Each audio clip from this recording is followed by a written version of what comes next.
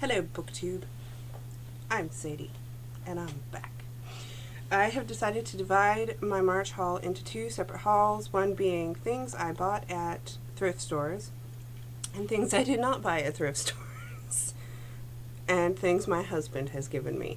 So this particular haul video is going to be things I bought at thrift stores, because I came across a new to me thrift store, and there was a sale. So as soon as you tell me that certain colors are 30% off, I'm going to want to get everything in the 37 colors, right? Yeah. Plus they had a really immaculate selection. So let's get started. This is the pile, and it ends down there, right? Well, you can't see. It's off the table. Let me just say, there's a coffee, like a TV tray, so there's a lot going on here. So let's jump right on in. Because my March wrap-up isn't going to happen until next week. Right. The first one I found was Kazuo Ishiguro's The Remains of the Day, which is the winner of a Booker Prize. I have seen this floating around Booktube, and I kind of wanted to get it, and you know what? When it's $1.99, I'm there. Now, this is blah blah blah. Would you like me to read you the blurb? Should I read you the blurb? Do I need to read you the blurb? Haven't you heard about this book? It is a profoundly compelling portrait of the perfect English butler and of his fading, insular world in a post-war England. Post-war England, okay, I'm down.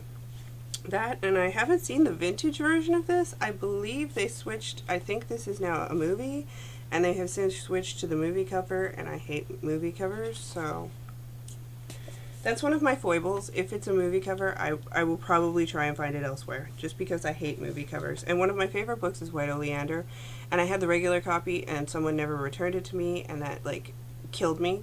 And then, for the longest time, you could only get the movie cover, so I have the movie cover, but they've since gone back to the original cover, and I feel like I'm going to go get one just to have it.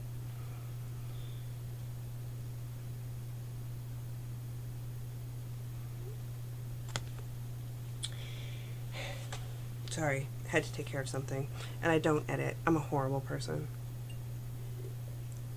And I have a Pinkie Pie coffee cup. Okay, next up is Sweet Frances by Irene Nemirovsky. Here's a little thing for you to know about me. If it talks about World War II and like living life under a Nazi regime, chances are I'm gonna buy it and I'm gonna read it, because that's my jam. It's one of my jams. I could have been in history for that, but I was an anthropologist instead. So this is beginning in Paris on the eve of Nazi occupation in 1940. It tells a remarkable story of men and women thrown together by circumstances beyond their control. Parisians fleeing the city. Love, I imagine. Based on the cover, I think love is involved, because look at those people. Those people, that says love. Oh yes.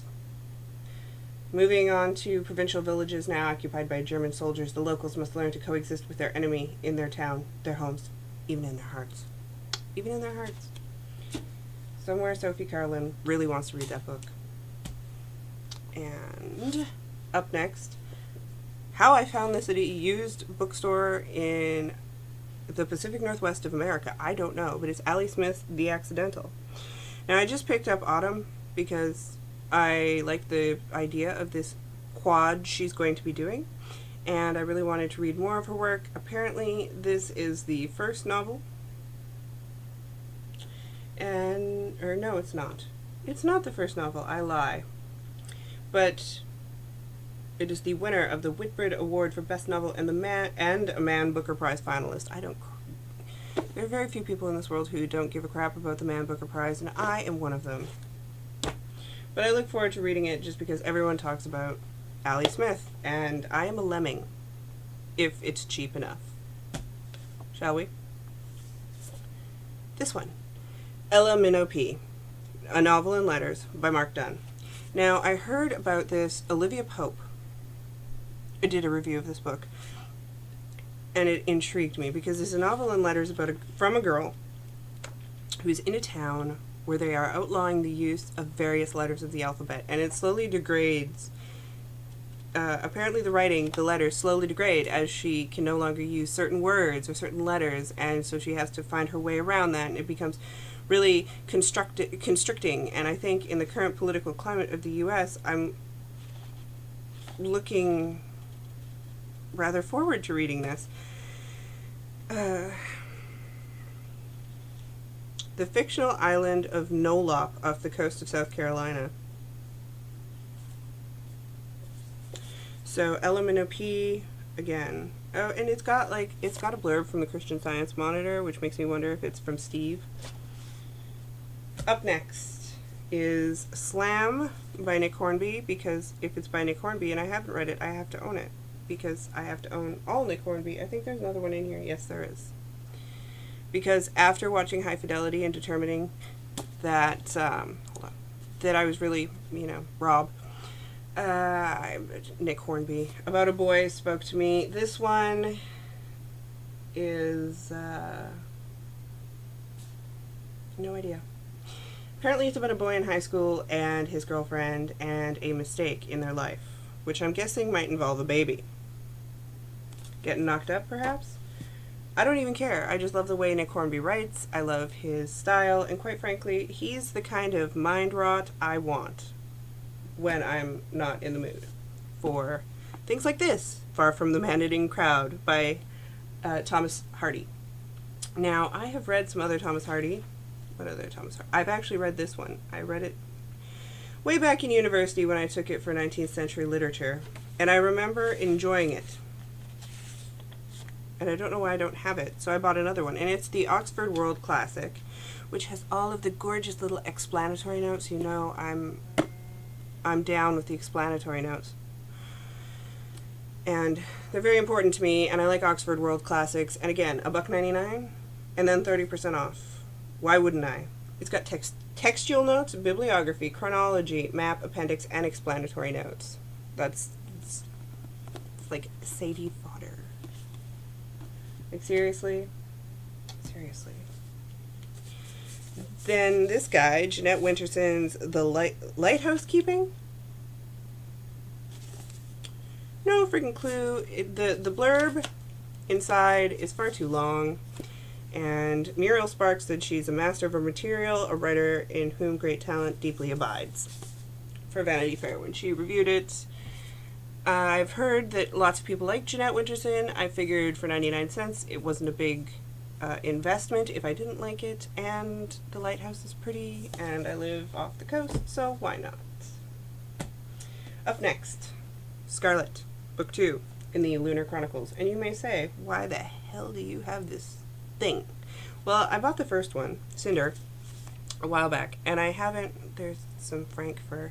I haven't read it yet, and so now I have Book 2 because it was, again, $1.99. If you can sell me something for $1.99 with 30% off, then I'm there. So I have the first one. I've heard it, and I'm just going to smack myself in the eye with it. I've heard people who like YA like it. People who like fairy tales like it. I don't know how I'm going to feel about it, but I also get the feeling that if I read the first one and there's a cliffhanger, I need the second one around. If all else fails, I'm giving them to my nieces. And I'm like, what? I'm out the price of a couple books, and they can enjoy them. I also got A Tale for the Time Being by Ruth Ozeki. It's a 2013 Man Booker Prize finalist. And this one takes place in the Northwest, and there's a Hello Kitty lunchbox involved, and quite frankly, you had me at Hello Kitty lunchbox in the Pacific Northwest. Because that's where I am, and I really want to read a book this big about it. Suspecting that it's debris from the 2011 tsunami, Ruth, our writing narrator, reads it, and all kinds of stuff happens. So, blurbs from the Washington Post, O, the Oprah magazine, L, the New York Times, and the Seattle Times. I'll give it a shot. I mean, I've got some long, lonely nights. Why not? Jhumpa Lahiri's Interpreter of Maladies. I hate short stories. I hate them. I hate them. The only ones I actually enjoy are usually written by Margaret Atwood and Neil Gaiman. And even Trigger Warnings made me mad, and I had to put it down, and I still haven't finished it. Like, whatever. Neil Gaiman threw me for a loop with that one, and I don't think it's DNF'd yet. Like, I could go back to it, but generally, Short Stories and I, we don't talk. The people who are like, this is the best short story collection I've ever read, and I'm like, I don't think so. But I heard a lot about it, and I'm kind of it's small enough. I'll give a couple stories a try. Amy Tan blurbed it on the back. I really like Amy Tan. I trust her. It was the winner of a Pulitzer Prize. I also have The Namesake, so I don't know. But I will read. Like, I mean, it's tiny. Even if I hate them, maybe I'll just leave it in the washroom and I can read it during those times. Up next, Nick Hornsby's 31 Songs, which basically is like, this is a magazine for me, basically, because through 31 songs, he's either loves or has loved. Nick Hornby tells us what music means to him and his life. Well, I'm a music fiend, so I really want to know. I want to know, I want to listen to the songs, I want to listen to them while I'm reading. In between the chapters, I will sit down and I will listen to them and I will recollect them and I will have a moment, and I'm really looking forward to this. The other thing I found very interesting was this one. Like, check this out. How cool is that? It came from Japan. So, yay thrift stores with their randomness. Yukio Mishima's The Sound of Waves. Timeless story of first love. I don't know why I feel the need to read Japanese authors right now, but I do. I have something else by Yukio Mishima. I think it's a something snow. I thought. I have read The Sailor Who Fell from Grace with the Sea.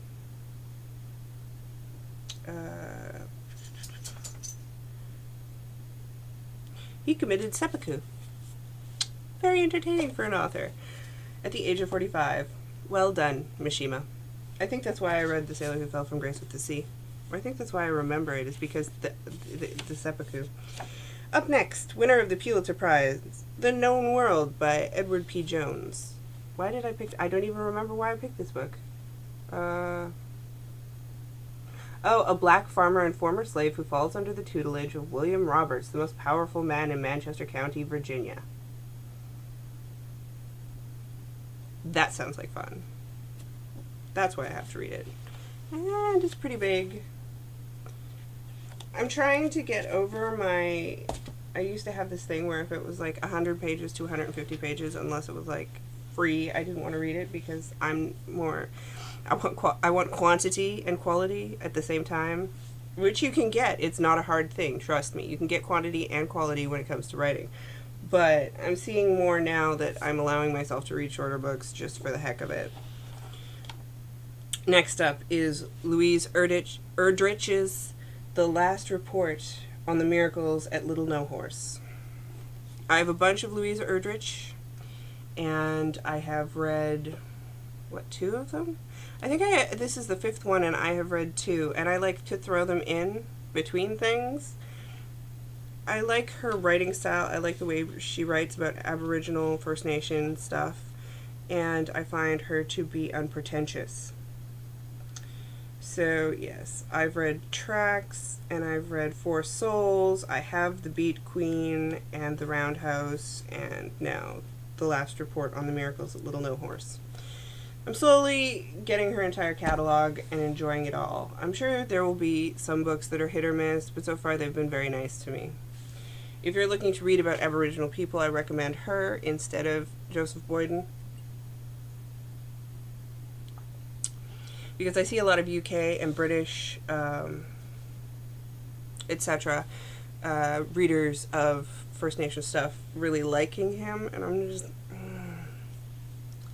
I would advise you as educated people to go and read up the APTN expose on Joseph Boyden and see how you feel about him after that.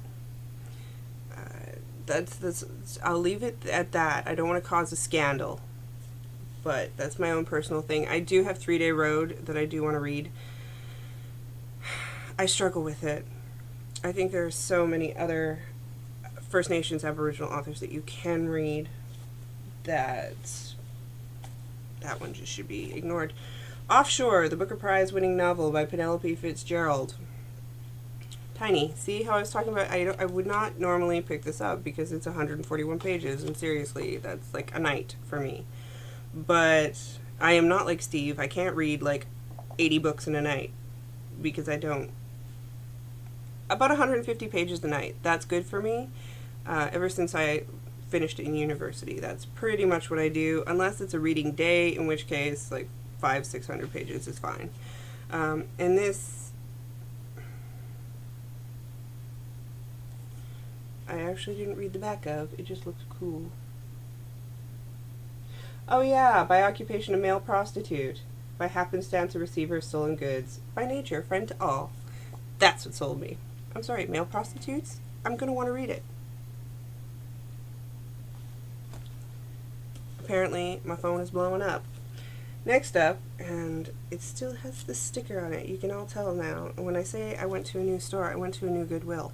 I hate the Goodwill stickers because they stay sticky for so long, and some of them won't peel off, and they just... There's a level of insanity associated with the damn Goodwill stickers, but this is called Cut, and it's by Patricia McCormick, and it's about someone who ritually harms themselves. This is her first novel. I'm guessing it's for teenagers, and it is like 150 pages. But when it comes to self-harm, I tend to read anything on it because been there, done that. Okay. And if it's good for teenagers or whatever, I'm going to be able to pass it down to my nieces and nephew to start conversations about self-harm so that they know that they can talk to people. Because the last thing I want is for self-harm to be more pervasive. Just like I will probably give them Go Ask Alice as soon as they hit their teenage years, because that one really helps you through that area.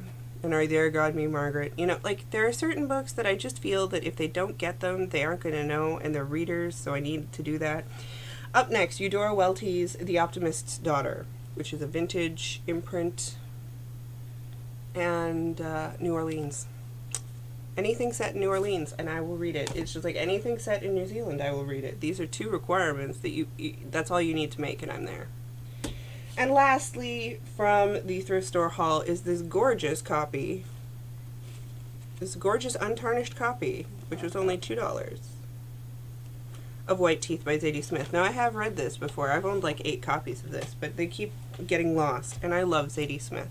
Not just because her name sounds like mine, Sadie, Zadie, but I love this book. I remember when I read this book for the first time. I remember where I was, where I lived. I remember sitting on the lawn of my apartment building reading this book. Like, that's how tied to this book I am.